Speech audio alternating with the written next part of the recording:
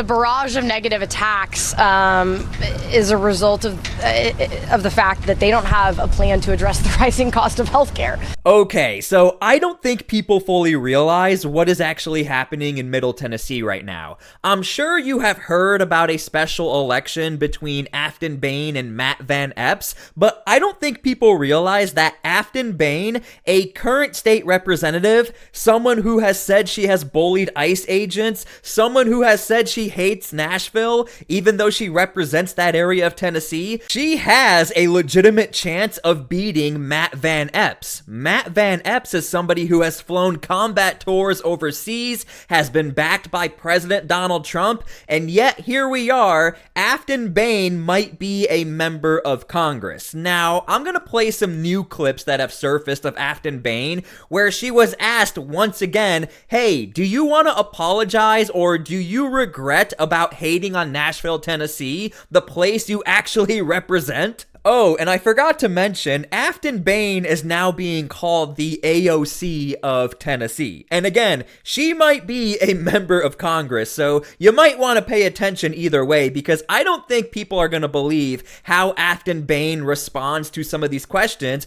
and how she just deflects and then just gets away from the questions she's asked. Now, before we start this video, make sure to please like the video. It's the #1 way you guys are helping this channel, and it also helps others see the videos as well, and I think people are going to want to see what's going on in Tennessee. So share the video, get it out there, because in 24 hours, Aftyn Behn might be a new member of Congress. Let's get to it. I do want to ask you about an attack line from Republicans, because this is a comment you made in 2020 about Nashville. It's gotten a lot of attention in your race. Let's listen to this. I hate the city. I hate the bachelorettes. I hate the pedal taverns. I hate country music. I hate all of the things that make Nashville, apparently, an it city to the rest of the country, but I hate it. I know you said those comments were taken out of context, but I want to ask you about it, because I'm wondering, do you think it was a mistake to say that? Once again, I was a private citizen. Nashville is my home. Do I roll my eyes at the bachelorette parties and the pedal taverns that are blocking my access to my house? Yeah, every Nashvilleian does, but... Okay, I just want to point out, again, she quite literally represents that area of Tennessee, the Nashville area, and whether or not you hate the pedal taverns, you hate the bars, you hate the woo girls, the people who work in that industry, I really wonder how they feel that your state representative is saying, yeah, everybody hates that. Again, but the one thing I want to point out, a lot of people miss this about Aftyn Behn. She is really good at deflecting. Well, I was just a private citizen. If you are expecting her to say, I apologize and I change my stance, she doesn't ever say that, ever. This race has always been about something bigger. It's about families across Middle Tennessee that are getting crushed by rising prices, while Washington politicians and billionaires argue about this type of nonsense. And by the way, when I was doing research for this video, Manu Raju, he's the interviewer who's interviewing Aftyn. When you go into the comments of his post, people were getting upset with the questions. In fact, this person says, sorry Manu, I'm a fan, but turned it off when you threw her under the bus. So asking Aftyn questions that are kind of difficult apparently now is throwing somebody under the bus. Yeah, because some of those you are campaigning with, including AOC, have called for ICE to be abolished. You have been sharply critical of the ICE raids in Nashville, but do you think that ICE should be abolished? Well, that's because there is a video of Aftyn Behn, I'm not going to play it here, a lot of you have probably already seen it, where she is on camera saying we are following ICE agents and we are bullying ICE agents. So, of course, people are going to be critical of Aftyn Behn, yet she still blames Republicans for being critical against her when all of these videos have surfaced and statements. Like I said, I've got 48 hours to flip this congressional district and have been dogged about the message of affordability. And that's not what I'm hearing in the district. What I'm hearing is people, especially rural voters, are driving 4 hours to a hospital without care. We've got veterans that are going without, care because the VA hasn't been fully funded. And so these aren't the issues that I'm hearing about in the district. What I am hearing about is that grocery costs are high, utility bills are high, rent is high, and there's no kind of end in sight. And so my message has been one to lower costs, and I think it's resonating across the district, which is why this race is so close.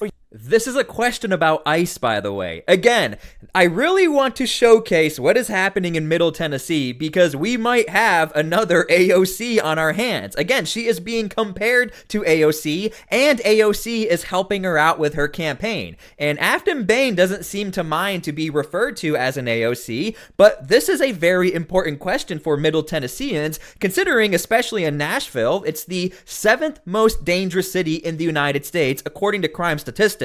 Add on top of that, you have a lot of illegal immigrants in the city as well. It is a hub for a lot of trafficking and other criminal activities due to its geographic location in central Tennessee. You have been critical of the past on these ICE raids. Do you think all these ICE raids in Nashville should stop? I mean, it's been hard. I am in my district, I represent a Hispanic community, and I'm also a social worker. And so prior to that ICE incident, I was out knocking doors in my district, talking to Hispanic constituents who said that we are concerned about the overreach of our federal government. I will be honest with you, if Aftyn Behn did what she did back in May or April, I think it was around then, I think Aftyn Behn would have been investigated today for her actions and the person she was in the vehicle with. Again, I've already gone into great detail with the Aftyn Behn incident with the ICE agents. It was pretty bad once you go through all of the details, which is why I think Aftyn always tries to just get away from that topic. But this is a very real and serious topic for the people of Middle Tennessee. Aftyn keeps saying she hasn't heard anything about it, but you can go ahead and look at the crime statistics, and you can go take a look at what the state troopers and highway patrol has to say about this topic. They would say otherwise. And so as a lawmaker, I represent 60,000 voters. As a congresswoman, I'll represent 400, 700,000 voters. And so I take into consideration the real issues that these voters and my constituents are living with, one of which is they don't want their federal government overreaching in their communities. Now, it also turns out Aftyn Behn is okay with abolishing the police.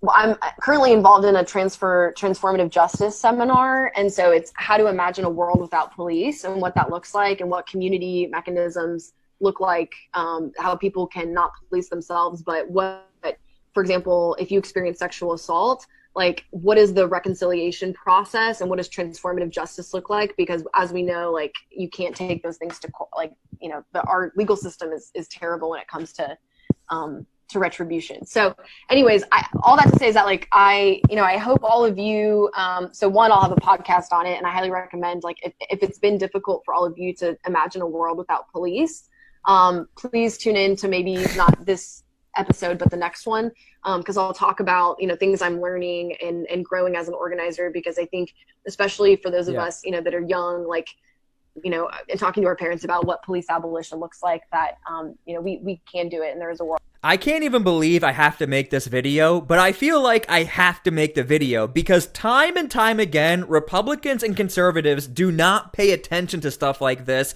and people just assume someone like this would never have a chance. Matt Van Epps, he flew helicopters, he's a combat veteran, and Donald Trump has backed him. Well, I think it's time for people to start paying attention. Here you have somebody who's talking about the possibility of abolishing the police or not having the police around, and it's totally fine. Somebody who won't answer a question as to whether or not we should get rid of ICE agents. Somebody who lives in the Nashville area or is in charge of the Nashville area and is saying, I don't like the things that make Nashville Nashville. She has a chance of winning. I am not affiliated with this race. I am not politically affiliated with the Republican Party. I'm not affiliated with Aftyn Behn. None of that. But again, I do think it's my duty as somebody who does broadcasting and media. Hey, you should probably pay attention to some of these races. So as I was doing more research for this video, Aftyn Behn is also shifting the blame away from her, and she's saying, well, Republicans are going in on her because they have nothing to talk about. They don't actually have a way to fix anything. Here's what she has to say.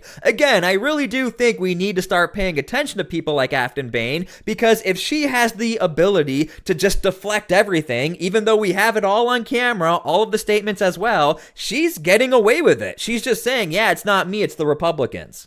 The barrage of negative attacks is a result of the fact that they don't have a plan to address the rising cost of healthcare. The negativity is ongoing, and the personal attacks are escalating because they don't have a plan. And we've said from the beginning, this is a campaign about addressing the affordability crisis in the state of Tennessee, and I have not seen any solutions or remedies from their side. All right, Joe, you hear what she's saying there, and that worked quite well for Mamdani in New York City. And let's be honest with ourselves, it did work for Mamdani, and I don't think anyone could ever believe someone like Mamdani on paper could ever win, and I think a lot of this is also happening with Aftyn Behn. On paper and with the videos, I don't think anyone could ever imagine someone like Aftyn Behn might win her race. She's saying they're not focused on the policies, they're not focused on affordability.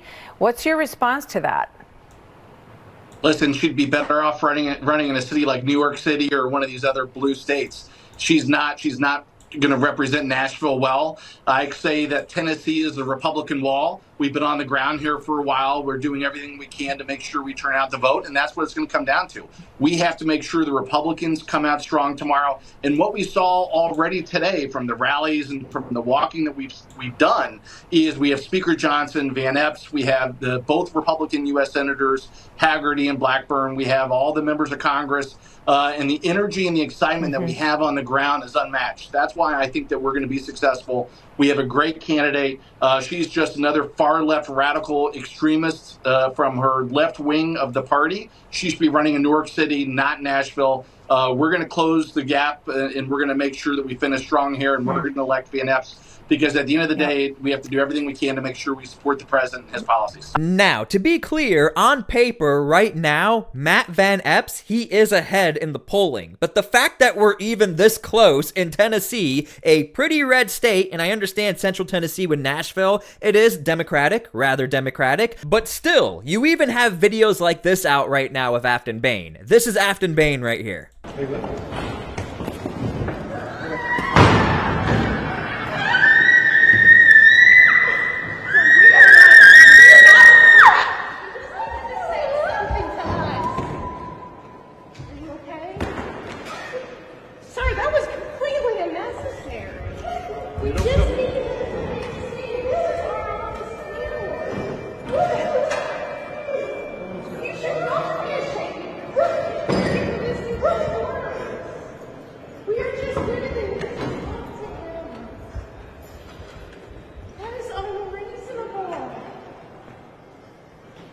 Y'all should be ashamed.